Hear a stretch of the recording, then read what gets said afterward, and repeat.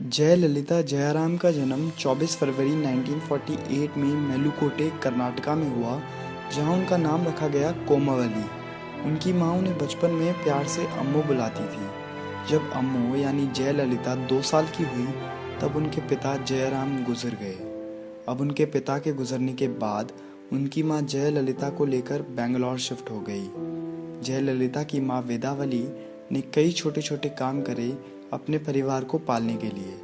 वेदावली की छोटी बहन यानी जयललिता की मौसी को अब मूवीज़ में काम करने का अवसर मिल गया था।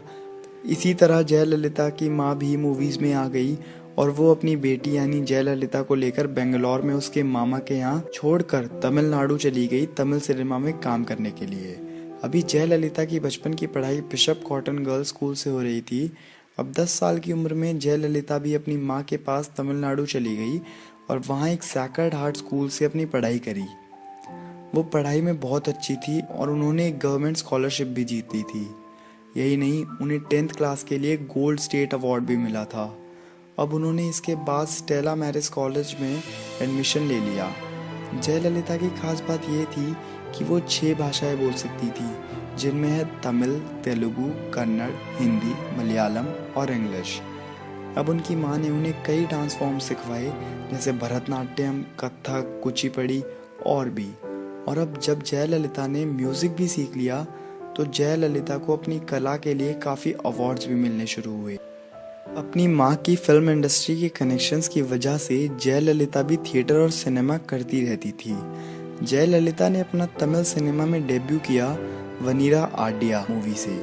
इस मूवी में जयललिता के रोल को ज़्यादा सराहा नहीं गया, पर अब उनकी ज़िंदगी में एक ऐसा इंसान आया जिसने उनकी ज़िंदगी ही बदल दी, जिनका नाम था एमजी रामाचंद्रन, जिनको एमजीआर नाम से बुलाया जाता था। एमजीआर की उम्र उस समय 48 साल की थी और वो तमिल सिनेमा में उस समय के बहुत बड़े नाम थे। एमजीआर और जयललिता की जोड़ी सिनेमा पर छा गई। इसके बाद उन्होंने कई बड़ी हस्तियों के साथ काम किया। उन्होंने एक हिंदी फिल्म भी करी एक्टर धर्मेंद्र के साथ। जयललिता ने इसके बाद करीब 140 मूवीज़ करी, जिनमें उनका काम बहुत सराहा गया और अब वो फिल्म इंडस्ट्री में एक बड़ा नाम बन गई थी। एमजीआर हमेशा से ही जयललिता को पॉलिटिक्स में लाना चाहते थे। ये फैसला जयललिता के लिए काफ़ी मुश्किल था, पर फाइनली 1982 में जयललिता ने फिल्म इंडस्ट्री को अलविदा कहा और पॉलिटिक्स में एंट्री करी। उन्होंने एक पार्टी ज्वाइन करी जिसका नाम था AIADMK, जो असल में एमजीआर की ही पार्टी थी। इसके बाद जयललिता को पार्टी की प्रोपेगेंडा सेक्रेटरी बना दिया गया और अब वहाँ 3-4 साल काम करने के बाद उन्हें राज्यसभा बुला लिया। अब जो पार्टी के पुराने नेता थे, उन्होंने इस चीज़ का काफ़ी प्रोटेस्ट करा, पर एमजीआर और जयललिता पर उसका कुछ खास असर नहीं हुआ। इसी बीच 5 अक्टूबर 1984 को एमजीआर की तबीयत बिगड़ गई, जिसके बाद वो कभी बोल नहीं सके। उन्होंने अपनी ज़ुबान खो दी और तमिलनाडु में एमजीआर एक बहुत बड़ा नाम था, तो सभी लोगों को इस हादसे के बारे में पता लग गया।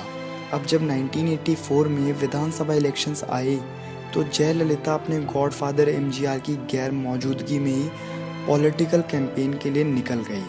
अब पार्टी जीत गई, पर इसका क्रेडिट जयललिता को नहीं मिला। अब एमजीआर ने बिना बोले 3 सालों तक तमिल सरकार चलाई और तमिलनाडु पर राज किया। और अब 1987 में एमजीआर का निधन हो गया।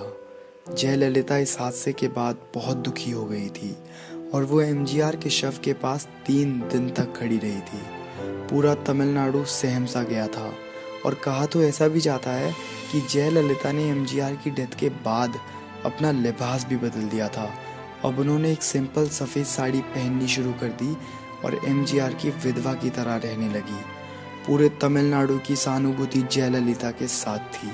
हालांकि एमजीआर की रियल लाइफ वाइफ इससे बिल्कुल भी खुश नहीं थी और अब एमजीआर की कुर्सी उनकी वाइफ को ही दे दी गई थी। वो इस पद को ज़्यादा ठीक तरह से संभाल नहीं पाई। एमजीआर की पार्टी की ऐसी हालत देखकर अगले 1991 के इलेक्शंस में जयललिता ने कांग्रेस के साथ गठबंधन कर लिया और फिर वो सीएम भी बन गई। इसके बाद जयललिता की ताकत एक नई इमेज के साथ उभरी और वो अब छोटी सी अम्मू से राजनीति की अम्मा बन गई थी। इसके बाद भी उनके पॉलिटिकल करियर में कई उतार चढ़ाव आए, जिसमें वो जेल भी गई, 6 बार सीएम की कुर्सी पर भी बैठी और उस पर से उतरी भी।